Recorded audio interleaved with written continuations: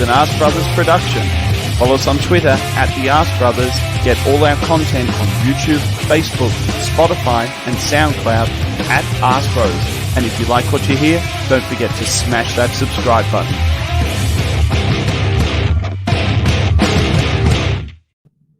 Well, at least I remembered to press the go live button. I've done that wrong a couple of times. No, you didn't press the go live button. I did it for you. No, I did it. I pressed the button. For fuck's sake. Pressed it. Am I not in control? For you. I pressed the go live button. Okay, you pressed the go live button, Darren. Well, I did. It might have already been greyed out because it'll be been pressed by somebody else. But I did try to press the go live button. Welcome to another edition of Thursday Night Live, the first one for 2 weeks. I'm joined as usual by as usual, sometimes he gets out of bed, sometimes he's got something happening in his life, like a baby arriving, but he's here in person, all the way from Australia. Yes, that's a real country. Max, how are you? I'm good, mate. I'm good. We're preparing for the baby as we speak, so preparing for hell's spawn to thrust itself forth from the loins of my poor partner choosing wife. You know, I love that. Your poor partner choosing wife. Yeah, that's almost as good as your quote. I almost want to look back to last week's notes because I've got fuck all for this week. But what was that comment you made? Did you listen? I know that if you listened to me and Liam the other week, did you, when you had the week off? I did. I was quoting you. What was that about Aubameyang? Rhinoceros cock. His swollen, his rhinoceros cock growing. I mean, pretty standard for Ask Bros OG, mate. I know, but it last was just week a beautiful line. Then last week we were talking about chafed arsehole, chef's butt, what you call the bit between your balls and your arsehole. Then on Mike's show on Friday, we were calling Ryan Brokeback Mountain, and I said his homosexual penis looked like a grizzly bear that had eaten a chocolate ice cream. Hang on, I need to think about that one. Say it again. I said his homosexual penis because he was wearing like a Brokeback Mountain plaid shirt. So I said his homosexual penis looked like a bear had eaten a chocolate ice cream, and then I nicknamed his asshole Manuel Almunia, Manuel, because it let everything in. I think I should just go. You should just do this show on your own. You are gold, Max Ware. You are gold. Gold or demented, deranged, and never coming back from the precipice. If you listened to last week, because that was the quote that I got from you. It was a beautiful quote about Aubameyang's mechanism. What a word. I haven't even heard that. I had to look it up. I had to Google you. So a machination is a story, right? A machination is a story or a theme, right? And I only learnt this word recently. So then I put it into mechanism, right? Which I think is just a different tense. But even Toby questioned me after the show. He's like, did you mean mechanism? And I said to him, no. And he's like, you mean machination? I still think I might have made up the tense. No. Max, to give you a full credit, I looked up mechanism because I knew what mechanism meant. But I looked up mechanism expecting it to come back as mechanism, but it wasn't. It was to do with the body and the working order of the body. And when you were talking about his rhinoceros cock and the way it introduced his mechanism, well, I didn't realise you were stupid. Well done, you got it right. It was a fantastic line. Even one on Liam. Liam said William was great. Yeah. I listened to his podcast, and that was his opening line. Somebody said, "What do you think of William?" And William, he said, and maybe he's a fortune teller because William is now fantastic. But he actually said, greatest player ever to play on the wing for Arsenal now in the history of the game. Absolutely. But he actually said, no, William was really great. He played really well. And I thought, well, that's it. That's all I need to. I've got the rhinoceros cock from one side, and I've got Liam praising Willian. Yeah, you know what? Fair play to Liam, because he actually saw a couple of those performances coming early. Because he is, as he always says, a bit on the spectrum. And he obviously looked a little bit deeper than just the emotional, fuck Willian shit, he's never coming back. Thought he had some good touches in a couple of different games. And he showed against Leicester that all is not lost for the fuzzy-haired waste of fucking time and money and effort. Sorry, I'm meant to be listening to you, but I was reading the comments. Oh, wait, there's nobody meant to be listening. We only fucking scheduled the show 5 minutes ago. This is just me and Max having a chat, and we happen to be recording it live. Welcome, gentlemen. Thank you for joining us. So, what should we talk about tonight, Max? You're about to have a baby. That's like big stuff, isn't it? Well, fucking hell! Even my phone was laughing at me then. I mean, how old are you, Max? I don't know. How old are you? I've not met you in 30, person, but you look about 12, 13. 35, turning 36. Everyone looks young to me, long. Max. Yeah. Mate, Jesus looks young to you.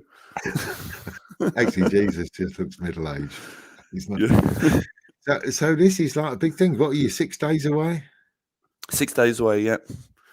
Yeah, getting ready to... We're in Mum and Dad's, a renovation that's 2 weeks away. There's still no cupboards in the house, still no sinks in the house. There's still no sewn in the kitchen. So it's all fucking mayhem at the moment. Some fucking unfucking thoughtful cunt next door has decided to work his life and earn his money and build his fucking dream home next door to Mum and Dad's. And these cunts, they're on the fucking building site, Darren, 7 in the fucking morning. I got to wake up. Beach Boys, ABBA, Coldplay, this fucking music they play. Nail gun, Beach Boys, nail gun, ABBA, drill, fucking Coldplay. I want to shoot myself in the fucking face. I want to come and live next door to you. That all sounds a beautiful playlist to me. My three most hated bands in the entire history of bands, Darren. If I'm in a room and any of the Beach Boys turns on, I feel physically compelled to leave a room. If someone plays ABBA, I feel physically compelled to punch them in the face. And Coldplay, of all of them, Darren, makes me want to punch myself in my own cock so I can feel something better than listening to fucking Coldplay. See, I'm old. I knew Coldplay when they were just a bit chilly. moderately uncomfortably chilly play. Yeah. Honestly, they weren't known, but it was good. So, I mean, do you know the sex? Well, you put it inside the vagina. I mean, that's how the baby got made, Darren. I know of the sex. Actually, Darren, I don't really know of the sex anymore because no one's touched my willy for so long. I'm going to have to go back. I'm going to have to go get myself a copy of Where Did I Come From and rewatch it just so I can learn how to use my wang again at some point in the future. Yeah. Ain't going to happen, mate. You're married now, are you? You married? I don't know. Yeah. The willy touching. The willy touching goes downhill at every important sector of your life. Marriage, willy touching down. You know. Debt, willy touching down. Buy a business, willy touching down. Fucking baby, willy touching down. Darren, it's lucky I like porn, honestly. Who doesn't? Yes. Why not? So much to choose from. Pornhub is all of our friends. When the government cracked down on Pornhub, we're all fucked. No, we're not. Yep. Pornhub saving marriages for 10 years. Oh, look, there's loads of comments here. Any of them any good? I haven't got my glasses on. Let me have a look. Anything Scully's on? Oh, yeah. Scully says, don't lie, Max. You love Coldplay.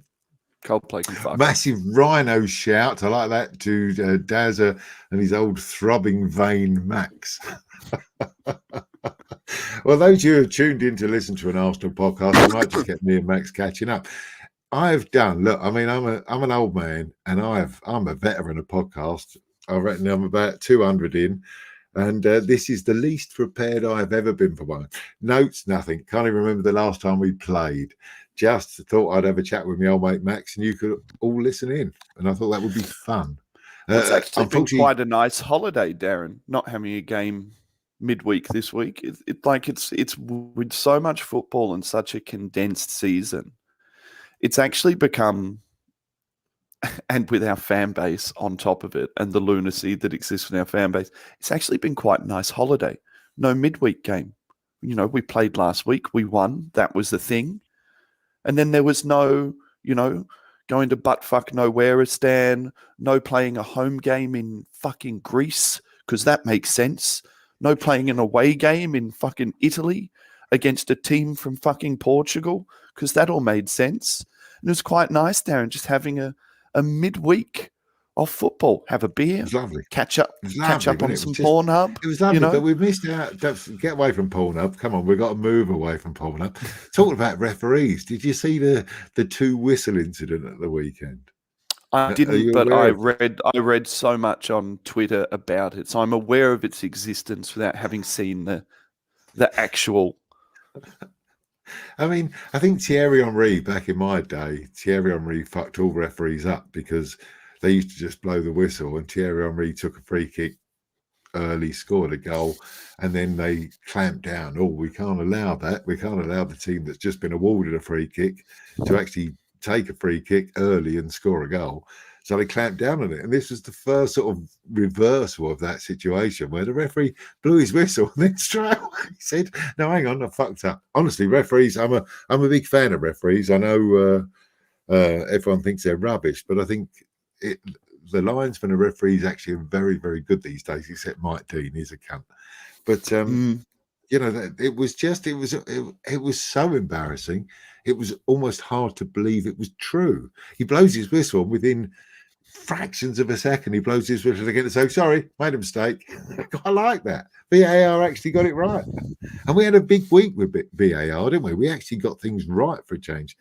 Look, the fan base still managed to conspire to jump up and down about the Pepe penalty that VAR rightly ruled as not a penalty and then gave the free kick. So correct decision to go to VAR, correct decision to look at it, right angle, right decision, right outcome. I mean, and this is basically what VAR has been put there for. And I do think that the standard of refereeing in the UK is poor.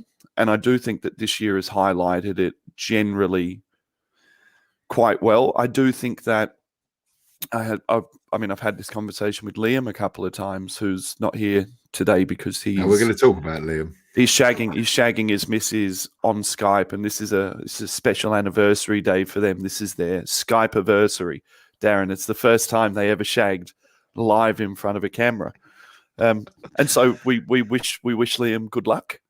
We can go live to that, by the way. We do have a live feed, but anyone wants to follow him, it's at Liam Fucks. That's it. Just follow him. He's big on Twitch. Big on Twitch. You were talking. I'm not going to say anything. I'm listening to you. I don't even know what the fuck I was saying anymore at this point. You were talking about referees, and then you went off into Liam's sex life. That's fairly common. I think I was saying, look, the standard of referees is poor. We've seen it more and more this season. But the bigger issue is, sorry, I was talking about Liam and his fucking his missus on Skype. But what was I talking about again? You've been talking about referees. Fucking referees. Referees. We were saying the rules are the issue currently for the referees. I don't think that the referees are good enough. But everyone has this constant argument, Darren, in football where they want to have their cake and they want to eat it too. They want to be able to apply the rules when they want to apply the rules, when the rules make it in their favor. And then they want to be able to remove the rules when it's not. I said years ago, handball should be, if the ball touches your fucking hand, regardless of whether it's in a natural position, an unnatural position, on your hand connected to your bollocks, up your ass, behind your head, on the ground. If the ball hits your hand, it's a handball. It removes all of the black and white issues. Yes, I've played football. But I'm just saying, you're fucking Australian now. You probably played fucking Australian rules football or some fucking nonsense version of rugby I just think rules should be black and white. And I think as long as you have the ability to referees to be able to make decisions within games based on what they think, and then you add a third dimension of VAR onto that as well. Like if it's going to be contact in the box, you know, which I guess is the difficult one. But if it's going to be contact with the foot in a box, again, title of Liam's sex tape at the moment. I was just going to say the same. Yeah. Then I just feel like it should be contact. It should move on. and we would remove all of this issues. I can see Ruthless in the room saying, the referees are shit, and he doesn't agree with me. And Ruthless plays football at a reasonable level. In fact, he's a YouTube superstar. If you go check him out, scoring the winning goal for his local football team. He's a very big thing down there. They call him the Turkish Henri. That's what I hear. Come on, you've seen my penalty king Poltman. I even sent you the newspaper cutting of my celebratory weekend. You did, Darren. But then, there was an offside ruling for VAR on the weekend. I've forgotten who it was as well. And it was there was 17 fucking lines drawn on the pitch, Darren, to try and get this guy's the shred of, if your heel had a foreskin, this bloke was a heel's foreskin offsides. And, you look at that and you accept it and you say, well, that's black and white. That's black and white. It's offside. What are we 2 years into VAR? Is it almost 2 seasons, I guess, into VAR? My opinion hasn't changed. I said it would ruin the game of football, and it's ruining the game of football. We don't celebrate goals. That's the key. Did you see when we scored the second Aubameyang goal? Benfica ruined it for me. Absolutely ruined it for me, because it was a goal. It looked a goal. The ref called it a goal, and because the other one had been called offside by VAR, there was no outpouring. Football is a game about emotion. Football is a game about hugging your mates and throwing a pint of beer up in the air, and and it's just been stripped from the game, Darren. There's no enjoyment for goals unless someone cunts one from 35 yards. And even in that case, do you remember when Villa, what's his name, McGinn, the midfielder? I really like McGinn, by the way. It's for another podcast, Players Who I Like, by Max. You can catch that after Liam's sex tape. Liam's not here, so I'm just going to relentlessly trash him, because that's what we do with us, brothers. Sorry, I did send Liam a message. I could read it to you. I said, sorry you can't make it tonight, but we are going to take you to the fucking game. That's what we do. Anyway, even McGinn, when he scored that goal in the first 40 seconds against Arsenal, cunted one top corner. Even that somehow gets pulled back by VAR because Ross Barkley's standing 6 yards away. And it's like, I haven't spent a lot of time at football matches, Darren. You have, right? And I can only imagine that if the TV experience is being ruined to this degree by VAR, that the in-game experience, which is the pure emotional experience, because you don't have commentators in your head. You've got your 2 eyes and you absorb all the energy of all the people around you. I can only imagine that experience must be destroyed at this point for people. Absolutely destroyed. Goal goes in. Do you hug your mates? Do you jump up and down? I think the issue is now, Max, because we haven't been at football for so long, and this whole season has been a VAR with no fans. But the issue for me, it doesn't matter about whether I'm at the game or standing watching it. I watch the game. I've built this lovely big extension. I wish all the people who are listening could probably fit in my fucking living room. But I wish all the people that listen to this could actually watch my viewing experience. I've got this lovely big living room now, and I stand behind the sofa like you used to do when my parents bought my sister. My sister's a couple of years older than me. They bought her a Dalek when I was about 4. Now this is a clockwork fucking toy. We didn't have Nintendo. Oh, even that's old now, isn't it? We didn't have this. They bought my sister this wind-up Dalek from Doctor Who, and they used to wind it up, and my sister used to run behind the couch, and I used to run behind the couch with her. We were scared of a clockwork Dalek. Now, let's move it forward fucking 150 years to where we are now, and life with football is just different. So I'm watching in my lovely big living room, really love it. I have to watch behind the couch. I stand up behind the couch because I have to feel like I'm on the terraces. I have to actually watch the game standing up. I can't just sit and watch it on my own. If I've got mates around watching it, it's different. But I stand up behind. And when that goal went in, that is the time when me on my own, my wife's living in Indonesia, I'm in this big house on my own, I would run around the room screaming the success of Arsenal. I would be, this is it. We've just scored a last-minute winner in the Europa League. We're through to the next round. But you don't. Like all of the players, you sort of think, well, let's give it a couple of minutes first. Let's just give it a couple of minutes first. And tell me that's good for football. Because all we watch football for is for scoring goals. That's all it's about.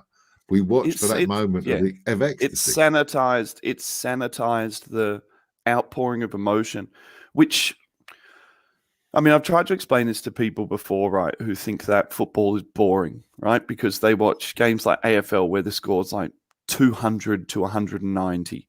Or they watch basketball where it basically goes one team scores, the other team scores, one team scores, the other team scores for the entire fucking game until someone doesn't score and then you win by 2 points, right? I was trying to explain to them that, like, the emotion in a tight, cagey 0-0 when someone bangs one in the 89th. It's not getting all Australian. It's called 0-0. Right? It's not 0-0. We don't say 0-0. We've never said 0-0. Stop saying 0-0. When it's 0-0, Darren, when it's 0-0, right? I've tried to explain to people that the emotion of like 89 minutes. Recent history, do you know what my one is recent history? Most batshit bananas I went. The Danny Welbeck header against Leicester when I thought we'd won the league. I thought that was it. I thought we'd won the league. For some reason, I don't usually watch games live. For some reason, I decided to stay up and watch this game live. Kickoff's like 3 a.m. So I was fucking battered. Absolutely pissed out of my fucking skull watching this game. And Danny scored, and I ran through the fucking house, jumped on my missus, jumped on the bed, screaming, fucking, that guy, Danny, that guy. Fucking kicked out on the couch. You sleep out there. Now, you fast forward that to a year later when VAR's come in. Welbeck scores that goal. And do I have that emotion, or do I jump up and do what I tend to do now, which is a very quiet, silent, like, yeah, followed by waiting, followed by all of that emotion dissipating, and then the VAR goes in and I go, oh, awesome, it's a goal. Yeah, it's time. Look, I'm old. You know I'm old. You call me an old cunt. I'm old. I don't doubt it. I've watched a lot of football. I've never understood how it would enhance our game of football, and it just doesn't. It just delays the moment of fun when you score a goal. And I've said the only way I think around it, because it's here to stay, is to have a system like they do in cricket where you can challenge something, and that would make it maybe exciting. That, like we've scored, we're all going mad, and they go, oh, the cunts have challenged it. Do you know what it's like, Darren? Do you know what it's like? If you've ever been an unsafe lover, right, and you've been on the pull-out method, right, and you've been worried about it, and you're pumping away, and you're pumping away. Yeah, you're pumping away, and you're building up to that moment. You think, oh well, I can't come in this bird. I don't like her. Right? Don't like children. Or for those of you listening for the other thing, I can't let this man come in me. Can we be please correct? We do have lady listeners, Yeah, basically anyone who has the ability to jizz, man, woman, fucking woman rhinoceros, whatever it might be. I can't believe I'm becoming politically correct. Right? On the Oz Pros and VAR is like you've been pumping and pumping and pumping away, and you're finally going to get there, and you get worried about it. And Darren, you pull out between like 1 and 3 pumps too early, right? And then you're waiting for it. It's kind of trying to get out of your balls, right? But it can't. And then you've got to go through the process of starting again. And when it finally does happen, it's never as good as it was. Never as good. If you had just let it all go. That's what VAR is. You've heard it here first. This is Max's view on VAR. It's like having to withdraw from a sexual encounter and trying to build up the excitement again. Max, two strokes too early, Darren. You're a smart man. You get the cum face, you get the fucking sore bollocks, but you know what, Darren? You look down, there's no jizz on the tits. You've fucking failed. Now you got to go back to the drawing board. You got to build your rhythm up again. Fuck VAR. I was approached by Arsenal recently about doing a podcast for them. This has just fucked all my career chance, Anyone who's ever been affiliated with Arspros, it's fucked them. I was laughing the other day because everyone was getting upset because DT said, he'd give this Tottenham girl something to put in her mouth. And the whole of Twitter was, oh, you can't say that. And I'm like, Jesus, listen to an Arspros. I will fucking bury that comment in like 30 seconds of any podcast. Where do we go from here? I don't know. I feel we've like dug a big hole. I feel like I didn't see you last week, Darren. It's like we've just nipped off to the pub and we've had 7 pints, and Just a quick chat about what's happening in life. Well, let's talk about what's happening in life. I don't really want to talk about football, but it's a good week, isn't it? It was a good week. Good week for football or good week in general? Good week for us. Oh, fuck football. It was a good week for us. With that last, I'll say last 5-minute winner against Benfica, and then the destruction of a good Leicester side who were ravaged with injuries. Suddenly, it's a rosy garden. Yeah, let me ask you a question. You might have to think about injury. This. I looked at the table. I haven't looked at the table for months. I mean, I just don't look at the table. When we're in the top 4, top 2, going for the Premier League, I look at the table. When you're in 11th, 12th, 15th, I don't look. I just don't look. And then last night I looked. It flashed up after the game I was watching last night. I can't remember who I was watching. Excuse me. And I looked. We're 8 points off top 4 with about 9 clubs in between. My question I thought about asking you when I saw that league table. Are you getting the league table up or are you just looking at porn? No, yeah, I'm just having a look. I'm just having a look at the league table. If Liam's live now, I might have to join you. Is Liam live? No, okay. So you're looking at the table. Here's a question for you. So and I thought about this last night when I saw that league table, because you've always been, we're shit, we're going to finish mid-table. Jack, who we've had on the podcast, who I hope is still listening, Jack, come back on soon. Jack had that freak moment where he said we could win the league, and I understand he didn't expect Manchester City to win 21 games on the trot. So somewhere in the middle of all that, we're 8 points off top 4 with a lot of clubs in between, including Tottenham and Chelsea and Liverpool. So what would you hope in this season? What do you hope? What do you expect? There's two different questions there. What do you hope and what do you expect us to get? We've got 12 games left. I'm hoping right now Arsenal are a decanted bottle of wine, Darren. That's what I'm hoping right now. We got poured in early in the season and we weren't ready, right? And there were little glimpses that there was, a little bit of body underneath there, Darren. There was a tannin that suited our taste. But it was shit. It hadn't come out yet, right? And what I'm hoping now for our season is that we've kind of come to fruition as good as what we're going to get. I don't think that we're going to get better than this at this point.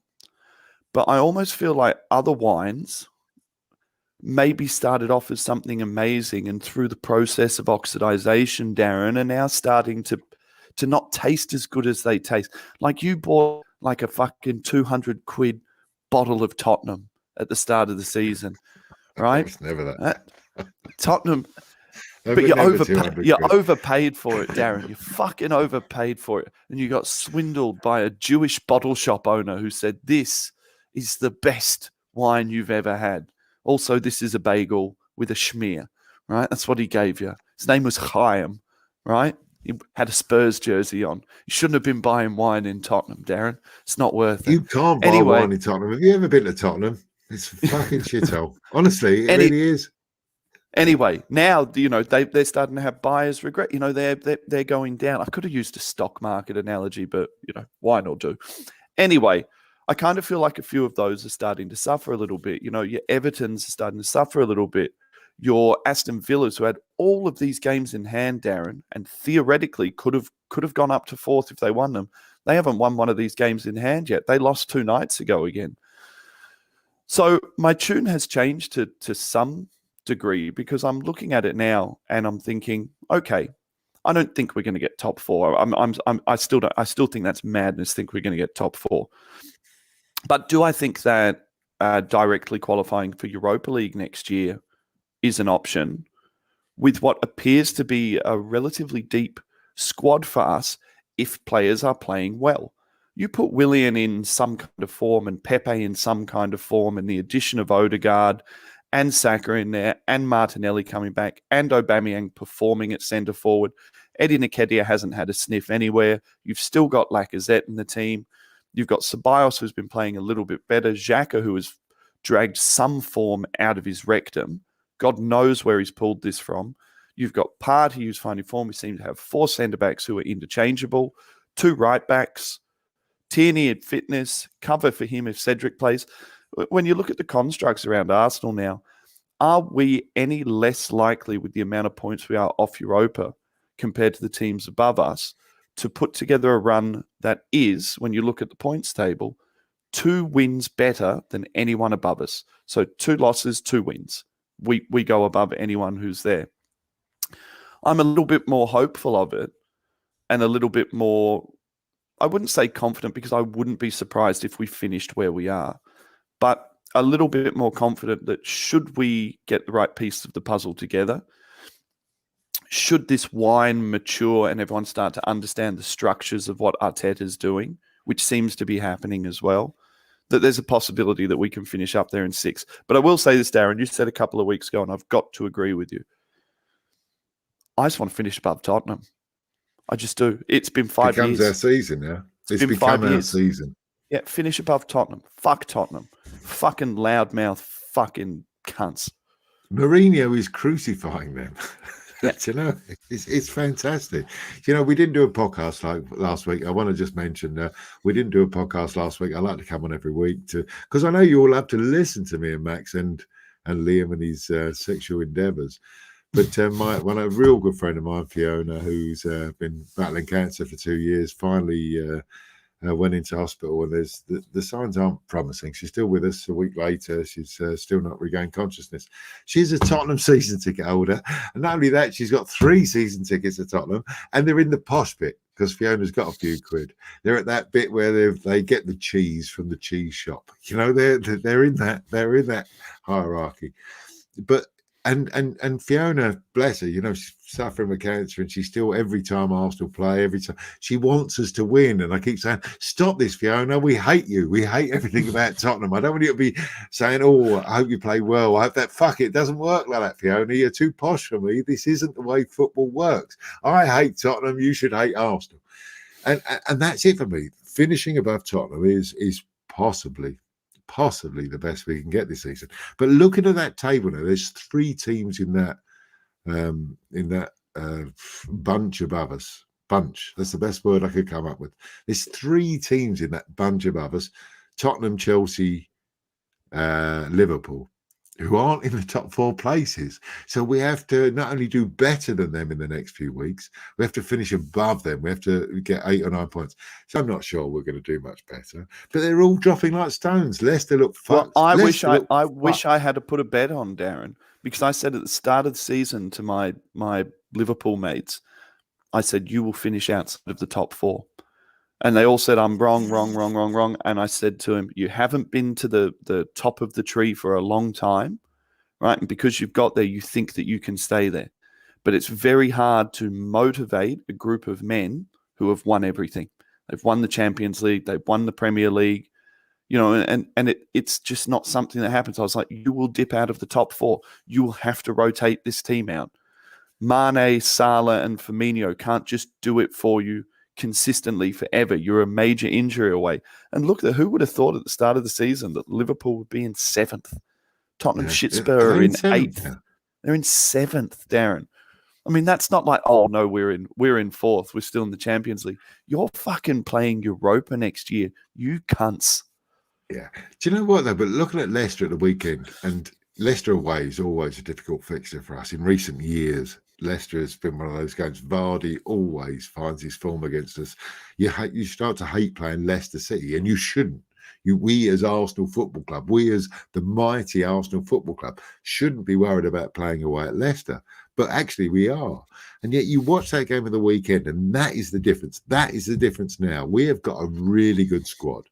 Whatever you say, whether you hate Willian, whether you hate Pepe, whether you hate all of these fringe players that we've got, they're all fucking good. And when we can make 6 changes, and I could hear, I don't do Twitter so much, but I could hear the outcry when he makes six changes against Leicester and brings in the shit players like Pepe, Willian, Lacazette. You know, I'm looking at that thinking, do you know what? I must say, before the game, Mari, El Neni. Yeah, I'm looking before the game, and maybe El Neni was the shock. But I looked at that and I thought, do you know what? We've had a really tough, long week. and we've made 6 changes, and these are all great players or good players that could become great.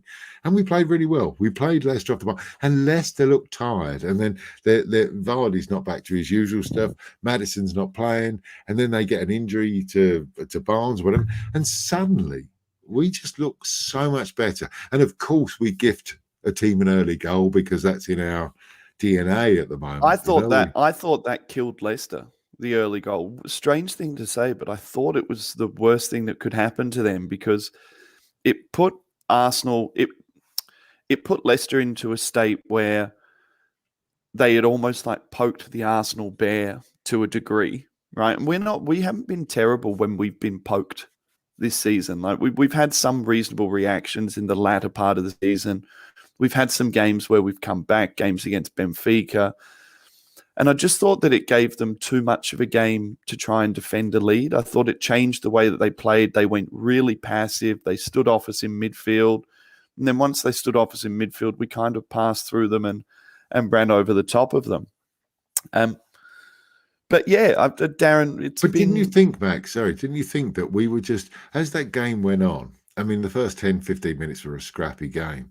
But as that game went on, we were just better in every department. You know, we were better all the way through. We said this at mid-season, right? When you line up a lot of our players, so line up our players against the Everton squad, right? Agreed. Against the West Ham squad. I even argued at the start of the season that our best first 11 was a better first 11 than Manchester United. And I argued that our best first 11, all fully fit, are better than Chelsea, are better than Tottenham. I said on our previous show, when we were still doing the clock end, I said, I think Arsenal have the 4th best team in the league on their day. I just don't think we know how to put all the pieces of the puzzle together. You know, we have Pepe's, Lacazette's, Aubameyangs.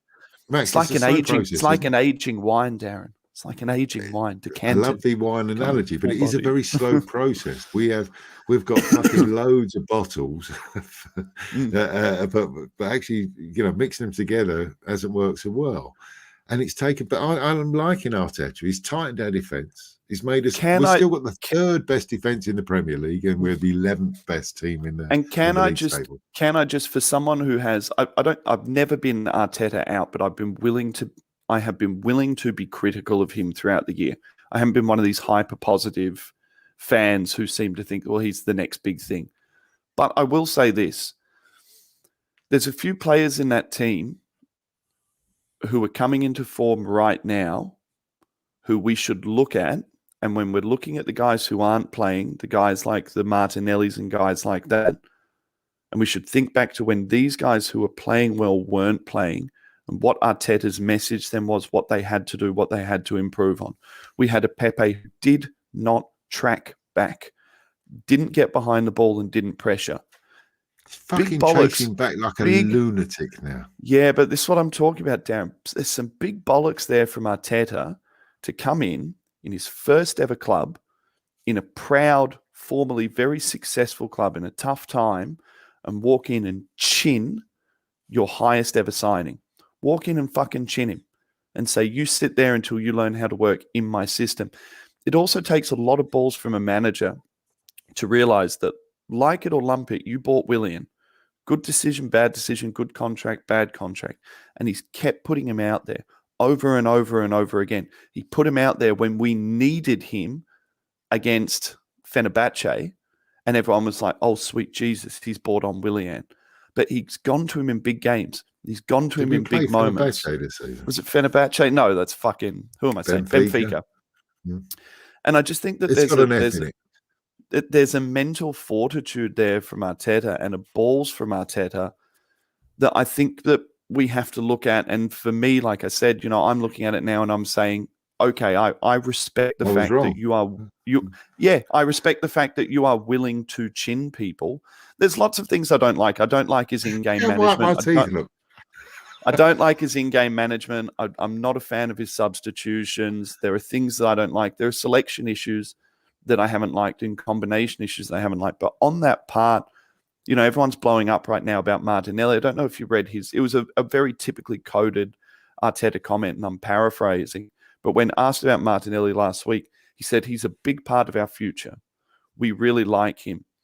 we have to find the combinations that work so that he can be effective in big games.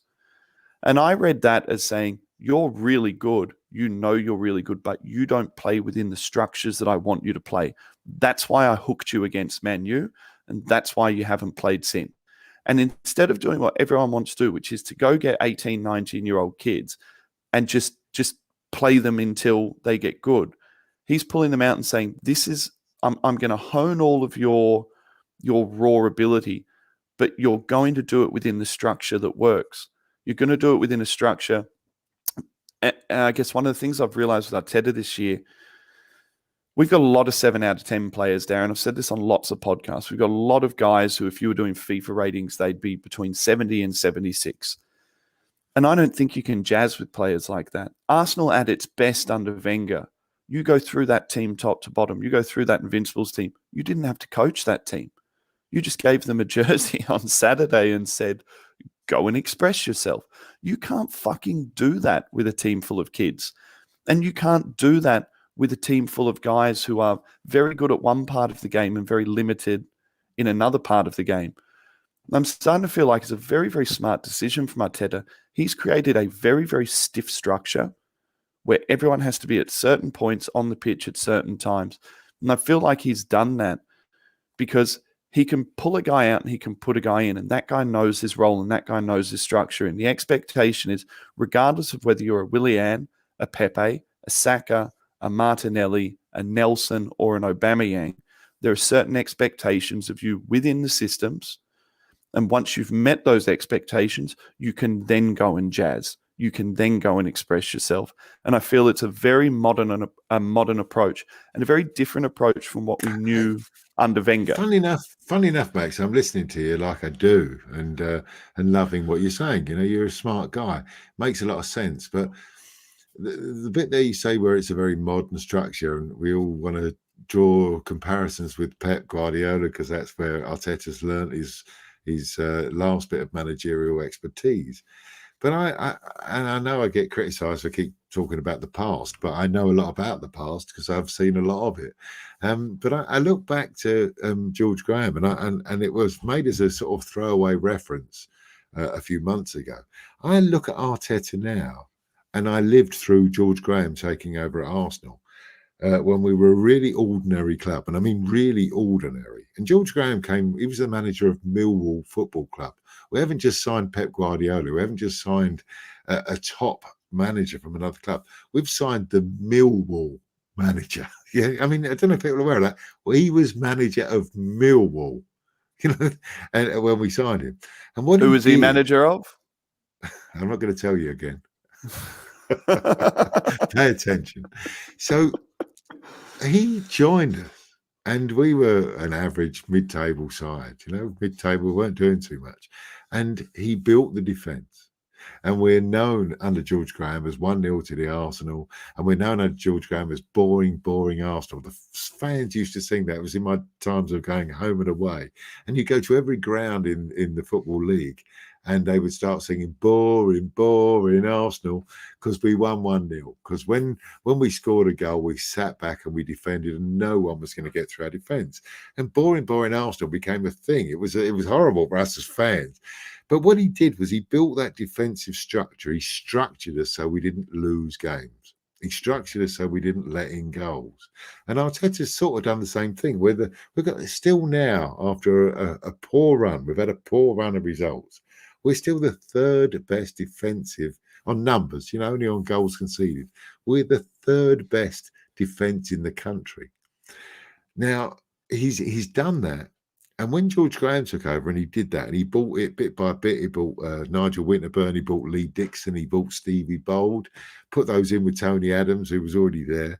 And suddenly he had a structure. And he used some of the youth players, Ray Parler, Paul Merson, you know, like some of the young kids who were coming through the academy who were really good. And then he started to add Anders Limpar, you know, Alan Smith, you know, like players who were just quality that he sort of suddenly fitted in. And we went from a very dull 1-0 to the Arsenal to a team that was almost invincible in 1991. We only lost one game in that season. and we were scoring goals for fun. Brian Marwood replaced Anders Limpar, or the other way round.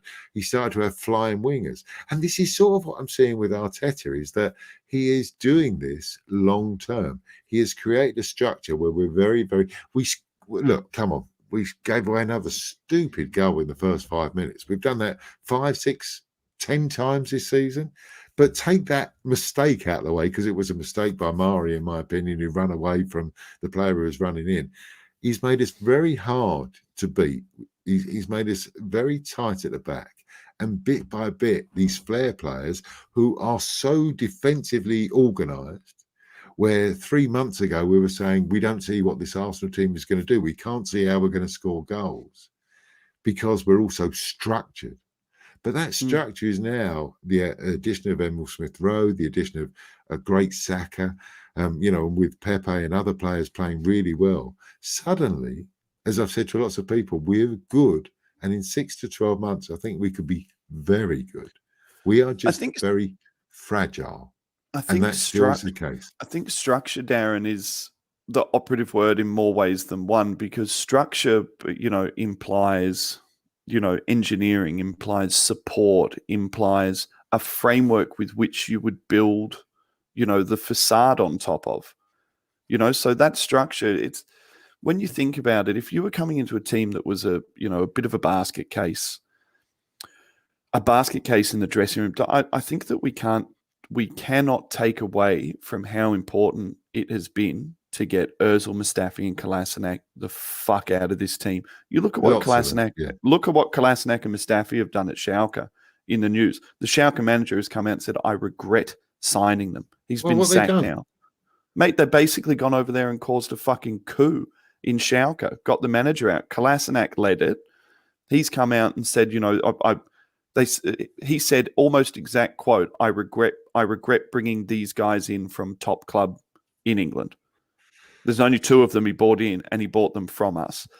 We've been saying on the Arse Bros, me and Manny and the guys have been saying on the Arse Bros for years that these guys, these personalities, these guys think they're better than they are, right? They think that they're top players. You got Mustafi with a World Cup medal around his neck, didn't get on the fucking pitch. You've got Kolasinac, who was the Bundesliga wingback of the year, right? Fucking fridge on legs.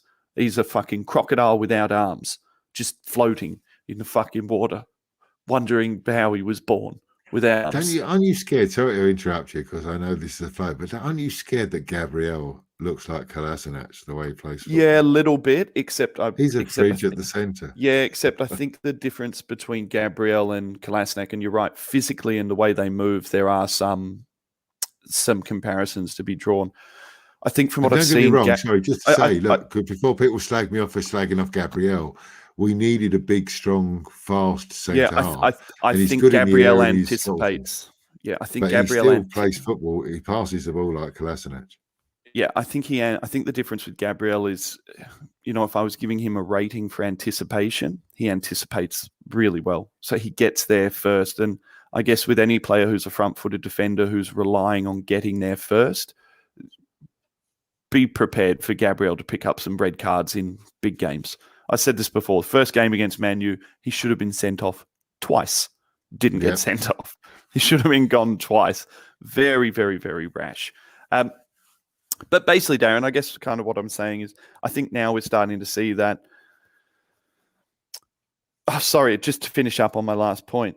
I don't think we can underestimate how important it was to get that power broker Mesut Ozil the fuck out of the club, to get everyone coming together. I don't think we can underestimate how important it was to get these good for nothing players who had these inflated egos of themselves out of the club.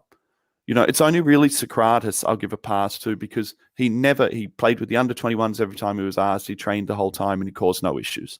Right. And he's even gone off and he's like, "Oh, I'm looking forward to playing Arsenal." And I'm like, good on you, Socrates. Unlike the other fuckwits. Socrates, I always gave his all. Mind you, I like Mustafi. He had a couple of great games for Socrates, and he loved defending. And there was a period of time where we were saying, how long has it been since I used to love seeing Socrates slide in and get up and celebrate a tackle the way he would celebrate, the way anyone would celebrate a goal. But I just think that there Max, have been. can I just ask you a question? I need to interrupt again. Do you know who Stephen Bradbury is? Yes, he's the. So to pull a Stephen Bradbury is for. Please educate me. To pull a Stephen Bradbury is to win by everyone else failing, not because you were better. So Stephen Bradbury was an Australian speed skater, I think in the 2004 Olympics, right? So you know the fast speed skaters. Yeah. Something that we watch occasionally when there's nothing else on the television. He was at the shit. Winter Olympics. He was shit. He was like the Eddie the Eagle of fucking speed skating. He wasn't that bad, but he was nowhere near. Anyway, in speed skating, sorry about that noise, by the way. In speed skating, you get a lot of people who fall over, right? Because they slide and they. Anyway, so he got into the final by the skin of his dick because of people falling over. And anyway, in the final, they're going around the last corner. He's miles behind. The guy on the furthest inside channel fell over and took out all 5 of the skaters in front of him, and he won gold at the Olympics. The reason I'm saying that is because Ruthless Gooner says Mustafi getting a World Cup medal is equivalent to Stephen Bradbury getting Olympic gold. Yeah, so in Australia we call it Ruthless. Just I needed some context. We call it pulling a Bradbury. It's like when you make the hottest girl in the fucking room and he gets her because she's just maggoted. That's a Bradbury, right? All the rest of them were sober. She was fucked. Her boyfriend had broken up with her. All my history. They weren't all that drunk. So I do think, like I was saying, I do think that there were more things at play, and I think Arteta coming into the club, I think the club was very destabilised. I think it was destabilised by apex personalities on massive wages who weren't pulling their weight, who were controlling the ethic and the ethos in the dressing room. They removed Unai Emery, who, as time passes, I do not hate the man. I didn't hate the man in his first season there. I remember when we beat Tottenham with Unai Emery and he pulled someone at halftime. I've forgotten who it was. He made changes at halftime and we went and beat them. And Toby and I did a podcast and it was entitled Unai Emery's Elephantitis Bollocks. Right? And we were talking about the fucking size of the nuts on the man to pull, I think it was 2 players at halftime. I remember the game. I was at the game. And go and beat Tottenham. And I don't hate him. And now I think about the fucking players that he had and the personalities that he had, even the Aaron Ramseys, who, I've heard, everyone has this great love of Aaron Ramsey. And well, I didn't either, especially me and Manny both had major issues with him being a maverick, him picking and choosing when he wanted to play well, him being a big moments guy who wanted to sit there and do what he needed to do when the whole world was watching him in FA Cup final. But on a wet Wednesday in the league, he didn't fancy running. Or he fancied going and standing at centre forward and leaving gaping holes behind him for everyone to scream and shout at Xhaka for letting everyone through while Ramsey's standing in the fucking stand. He's that far forward. But I just think now when you look at it, like Unai Emery had so many more difficult personalities, old stalwart Arsenal players who've been there for too long. And what Arteta's done is he's cleared everything out. He's taken his time. He's done the right thing. Credit to him. Credit to Edu. They bought in players. And they're not just restructuring the team, Darren. They're not just restructuring the way we play. They're restructuring the way the team operates spiritually.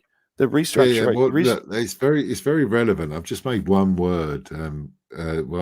I rarely make notes while you talk, but I did this time. Occasionally you say something beautiful and I quote it. Also, occasionally I take a breath and stop talking and you can get in. Well, I haven't come across that yet, but I'm looking forward to that moment.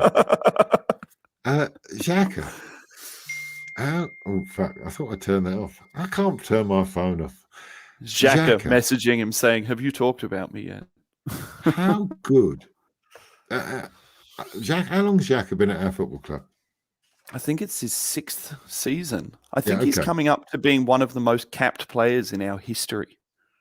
Well, that's not going to happen. David O'Leary, 700 odd games. It's not going to happen. He's nowhere near. I think he's in the top 20 capped players in Arsenal's history. I saw it the other day. No, I can't even believe that. 6 years now, and I can't. However, my point was, Xhaka, 6 years at Arsenal Football Club. When we signed him, we were hoping he was going to be this like energetic, catching material, hard tackling, central midfield general. And we've seen glimpses. But fundamentally for 6 years it's been disappointing. This last 2 months, and we all love Thomas Partey. I haven't got the Thomas Partey party yet. I haven't joined that party. I mean that. I keep being told how great Thomas Partey is, and I really, as an Arsenal fan, hope he is. Yeah, but actually, when I watch him, I think he's been a bit underwhelming. He's had a couple of good games. He's had 3 or 4 bad games.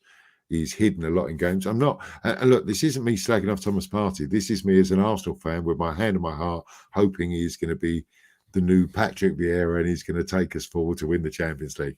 It's not a criticism, but I only can see what I've seen. I've never seen him play for Atletico Madrid. I've just seen him for the last few weeks, this season, in and out, injury prone. I haven't seen anything special. What I have seen is Granit Xhaka over the last 2 months, and I'm only going to put it in that envelope, 2 months, 8 weeks. Best Arsenal player pretty much every week for 8 weeks. Arteta has got him playing as well as any interpretation of Granit Xhaka that we hoped we would get. This is the first time he is doing everything. He's ever present. He fits into the system, drops into left back every time our left back goes forward, tackles hard, doesn't get put out of position, and plays some fantastic balls forward. This is my praise of Arteta. He has made a very, very average player that we all wanted to leave the club one of our best players again. Is that not fair? I think he's put the structures around him to allow him to hide his deficiencies. I think one thing Wenger did was he did the opposite of hiding Xhaka's deficiencies by partnering him with Aaron Ramsey, who was a maverick who went wherever the fuck he want. While you had Ozil, who didn't track back, you had Alexis Sanchez, who didn't fucking track back. I think he heavily, heavily exposed him. In saying that, I hold this dear, right, and true in my heart. Regardless of how well Granit Xhaka is playing football, I don't like him. I don't like him. I don't like him as I think he's and can I just before, because I will go into my praises of him, Darren, but I just need to preface some things first before I praise him. So my first thing is I don't like him. My second thing is I feel that whenever Arsenal are playing well, Xhaka is playing well, and people think that when Arsenal are playing well, it's because Xhaka's playing well. I think Xhaka plays well when the team is playing well, when they're more front-footed. I think he's a bit of a fucking pussy. I think he's a fake fucking tough guy who likes to walk around with his cock out, thrown over his fucking shoulder, saying, look at the size of this fucking schlong I've got. Look at the size of these fucking watermelon bollocks. But when times are tough and Arsenal are going behind, Arsenal are playing poorly, I'm not saying all the time. Traditionally, Xhaka has shown us that he's a selfish player. He's an emotional player, and he may be a leader off the pitch, but when times are tough on the pitch, he doesn't do it. That's my caveat. Let me begin by saying this now. He has been Arsenal's best player for nearly 2 months now. Very consistent, very durable, very predictable. He doesn't hide from the ball. He is in the best form of his Arsenal career, and he is playing in a structure that currently suits him, that is hiding his major deficiency, which is a lack of mobility. I think he's almost put together his put to bed his former deficiency, which was that he was incredibly rash. He was a rash tackler. He made rash decisions. I haven't seen that from him. Yes, he'll still lose the ball because he's not super, super technical. He's not super both-footed. And if you cut down his angles, especially his right-sided channel ball, he can be easily dispossessed. And you see him when he's collecting the ball, how much he needs to get into that left-sided channel and how left-sided dominant we are because of that. Arguably, I think that this is Xhaka at his best for Arsenal, but I will defer to Tim Stillman. I've got a lot of respect for Tim Stillman, what he writes and what he says. I think he's really good. I think he's really calm. Very smart. Yeah, I agree. Arsenal Vision is one of the only Arsenal podcasts I listen to. A couple of our mates' podcasts who do stuff. Obviously, I listen to myself because why wouldn't you? You're the best. I am. Tina Turner song somewhere. You shouldn't have said I am there. You should have said thank you. Yeah. Anyway. And you know you're not the best because I am. That's true, Darren. It's true. You're the best. I've forgotten what I was talking about. But it doesn't matter because you're boring everyone. Yeah. What I was going to say was my point is Arteta has made Xhaka better. Might have taken Tim him Stillman. time. Tim Stillman. Let me finish Tim Stillman because I was shouting out Tim Stillman. I liked what Tim Stillman said. Tim Stillman said, we may think this is the first time we've seen this, but he gave 2 or 3 periods over Xhaka's career before, which were between 8 and 10 games where he's done this. Yeah. And he believed that Xhaka's biggest failing is an inability to remain concentrated. And he said he puts these periods of time together where he's very, very concentrated. And then essentially like a child with ADD, he can go from being very, very engaged to just losing the plot. And then once he loses the plot, because he's got so much scar tissue, as soon as he fucks up, everyone's on top of him again. I've come around to Granit Xhaka as a footballer. I've come around to the fact that within this team, I think that we're better when he's playing and when he's playing well. But I don't believe Max, you're missing the point. I think Arteta, you're right. I mean, what Tim Stillman has said and what you're saying, I absolutely agree with, which I hate to do because I don't like to agree with you. But that's what Arteta has done. He's got him to concentrate. And it might only be a 2-month period, but I've watched every game Granit Xhaka has played for Arsenal Football Club.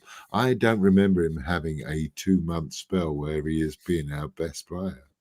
Well, Darren, can I put it to you that Granit Xhaka's attitude has changed? You can put it to me any way you like, as Liam would say. That Granit Xhaka's attitude has changed since the other apex players within that squad have fucked off. And can I just add another point there? Since the crowd haven't been there. True, not jumping on him. The crowd don't like Granit Xhaka. Yeah, but the crowd weren't there early, and he wasn't fantastic. And this last period, but the crowd don't like Granit Xhaka. So I agree with you. I don't like Granit. Crowd. I don't like Granit Xhaka. I wouldn't go have a beer with Granit Xhaka. I'd probably thump him in the pub. I'd be like, "You fucking fake tough guy! I'll fucking nut your teeth through your head, you fucking cunt! He'd fucking take you out. You're nothing. Granit Xhaka will have him. Take you. I'd have him, Dazza. I'd kick him in his shins. Max, much as I'd love to talk to you all night, I just think it's very possible, Darren. Just to finish on Granit Xhaka, I think it's very possible. Granted, well, unless you're VAR and then you think you're going to finish and you don't, you got to build it back up. This is again. Liam is coming to climax at the end of this podcast, and now you've just told him to withdraw momentarily. I think it's very possible, Darren, that Granit Xhaka is, and I've had lots of people work for me over the years, and I've mentored and managed lots and lots of people, and you get people who are very, very susceptible to the environment that's around them and the personalities that are around them, right? And you remove those personalities and that person can flourish within a management structure. It's very, very possible that Xhaka within that apex, we're very, very good. We think very highly of ourselves. We're better than the manager. We've been top players.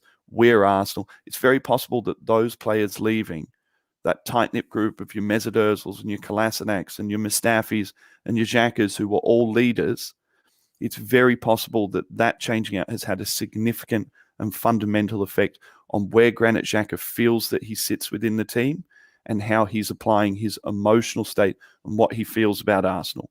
Coaches need to get players on for the ride. I don't want to go more than an hour, but the point is, how does he turn the crowd around? I would hazard a guess that by doing exactly what he's doing. I'll tell you what, Darren. Far better than Odegaard. He's been our number one player, and yet No, go finish, Darren. Finish. I was going to say he has been our best midfielder for 2 months. Again, Partey's been up and down. Odegaard had a couple of good games, a couple of bad games. Granit Xhaka has been our best player for 2 months in that midfield, and yet the tide you is started turning this by saying, "I don't like him. I hope he dies." No, I don't like him. It's. I'd never said I hope he dies. I mean, if he did, I'd be like, "Oh, that's a bit sad," but I wouldn't be like, "Oh, I'm heartbroken about Granit Xhaka." I'd be like, "That's sad. He's dead. He's probably got a family." Well, I would be. because we've lost our midfield general. All I'm saying is that he's turned around. What does he do to turn our crowd around? I think he already has started to do it, Darren. Now, I spend a bit more time on Twitter than what you do, because I try and engage with the toilet that is the toilet that is Twitter. Actually, I hate it, and I've got the mental age of a 60-year-old. But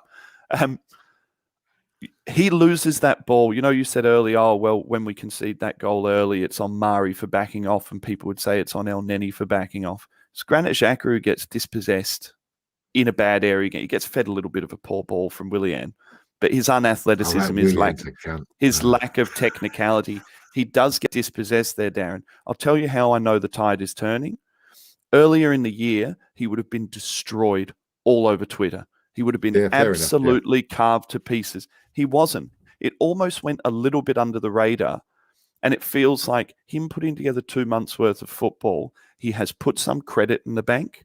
And when you start getting credit in the bank, you start to be able to have some small mistakes. Now, when he threw the captain's armband on the pitch, he didn't have credit in the bank. He took out a fucking mortgage on his Arsenal career, right? With bad terms and high interest. Max. I was at the game at the Emirates. I was at the game. He will never. There are people who he will never turn, Darren. The reaction from the crowd on that day was horrible. And when they put the captain's armband on him when Aubameyang came off earlier in the year in one of the early rounds, it might have been the FA Cup, something like that, it sickened me. It sickened me. Now I look back on that and I think, I wonder if that's a very, very, very small, smart move from a manager who thought, I fucking need you. I can't get rid of you. I don't have the money to get rid of you. And if I get you playing well, you could be important. Well, anyway, he's still a cunt. He's still a cunt. I don't like him, but he's playing very well. I like our manager. I like what he's doing to our football club. I like the softly, slowly steps. I think we're 6 to 12 months away from being a very good side. We've just got to get rid of this fragility that we have, and we are a very fragile side. And that's going to take time and confidence and months to get over. We've been an unlucky side as well, Darren. We've been an unlucky side because it has felt all this season that any time a ball could go in, it's gone in. Yeah. Max, can you let me finish this podcast? Yeah, maybe. You go nuts, mate. I need another coffee anyway, which will bring on my morning shit, which is an important part of my daily ritual, Darren. Max, I could talk to you all day. This is exactly what I want our podcast to be. I love just talking football and life and babies and Liam's sex life. I just love this. This is what I want to do. This is, I know you're all listening going, oh, I wish they did this every week without fucking reviewing football matches. Absolutely right. This is what you want to hear. But I am very strict that I like to keep our podcast to an hour because that's the time when people get bored and get fed up. So, Max, I want to end this podcast and say thank you very much for joining me. And I hope that this time next week, how long's the baby due? 6 days? 6 days, yeah. Anytime now. I hope you're joining me next week. Yep. With some good news. Mate, at least the podcasts are early in the morning. So provided I don't have a screaming baby, I can do it. I was thinking what we might have to do, Darren, is make sure we've got a third. And if I've got to pop in and pop out, go fucking quiet, the little one, I can come in and come out. But all good, mate. Pleasure to be with you as always. Bring the baby on. That's what we want to see. You never answered my question. Do you know what the sex is? Yeah, it's a girl. It's a girl, which I think is good for me, because if it was a boy, Darren, I could turn that into something horrible. I think there's less chance of me turning a girl into something horrible. I will be checking as well, listeners, the scalp in between the butt cheeks everywhere to see if there is a 666 number of the beast anywhere on it. Why? Who have you married? No, mate. It's all about me. It's all about me, mate. I could be. You never watched Damien? You never watched the horror movie? Of course I have. Yeah. But you look angelic to me with your little headphones on, your little hat. Yeah, no, mate. It's very possible I've produced a devil spawn to take over the world. Little matter of housekeeping. Have we got an end track to play? So your start video is your end video. So just whack on your. So we're not good enough. So we're not good enough to have a start and an end video. We just got to play the same fucking thing again. Is that what you're saying to me? Yeah. Is that what I'm valid to you in your Arse Bros network? That well, I considering only I didn't make considering I didn't make any of the videos, and Scunny does. Scunny did, and he did a very good job with the opening one. Scunny does all of it. He made a banner. It looks like they've got Thursday Night Lives on a fucking washing line in someone's garden, and it's dancing around. I mean, come on, fuck me, Scunny. Darren, people they need to see movement now. Trust me, I met with my social media marketing team the other day, and they told me Instagram posts do not catch people's attention unless they have small amounts of animation anymore. Such is the way of society. But we don't have to have 1970s Thursday Night Live from a font that was brought out when MySpace went bust. Come on, for fuck's sake. Scunny, I'll tell Scunny you think his work is shit. Yeah, all right. Whack the video on. He came on last time we did the podcast when you couldn't be asked. Anyway, Liam, we haven't missed you. Fuck, it's been a good podcast. Scunny, come back on, but only when you got some fucking good animation to end the fucking podcast with. Who else has been on? Jack, come on. Tell me about if you still think we're going to win the Premier League. Hey, Max, nice to see you. Hope you have a good week. Mate. And let's do this again. Hang on. Which one is it? That one. And I hope to see you all very soon.